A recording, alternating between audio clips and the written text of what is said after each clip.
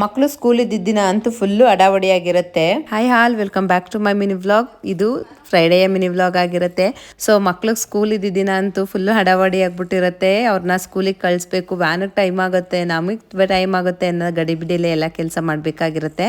ಇವತ್ತು ಟಿಫನ್ಗೆ ಅಂತೇಳಿ ಮಶ್ರೂಮ್ ಬಿರಿಯಾನಿನ ಮಾಡ್ಕೊಳ್ತಾ ಇದ್ದೀನಿ. ಇನ್ನು ನನ್ನ ಮಕ್ಕಳು ಇಬ್ರು ಕೂಡ ರೆಡಿ ಆಗ್ತಾ ಇದ್ದಾರೆ. ನನ್ನ ಮಗಳಿಗೂ ಕೂಡ ಬೆಳಗ್ಗೆನೆ ಅವಳು ಎದ್ದೊಳ್ಬಿಡ್ತಾಳೆ. ಒಂದು 7:30 ಅಷ್ಟರಲ್ಲೆಲ್ಲ ಅವಳು ಎದ್ಬಿಟ್ಟಿರೋದ್ರಿಂದ ಇಬ್ರಿಗೂ ಒಟ್ಟಿಗೆ ಹಾಲು ಕೊಡೋದಾಗಿರ್ಬೋದು, ರೆಡಿ ಮಾಡೋದಾಗಿರ್ಬೋದು ಮಾಡ್ತೀವಿ. ಇವನ್ಗಂತೂ ಹರಿಬರಿ ಇರುತ್ತೆ ಟೈಮ್ ಆಗಿದ್ದಿನ. ಕೆಲವೊಂದ್ ದಿನ ಅವನು ವ್ಯಾನ್ಗೆ ಹೋಗುತ್ತೆ, ಕೆಲವೊಂದ್ ದಿನ ಅವ್ರ ಅಪ್ಪ ಕರ್ಕೊಂಡು ಹೋಗುತ್ತೆ.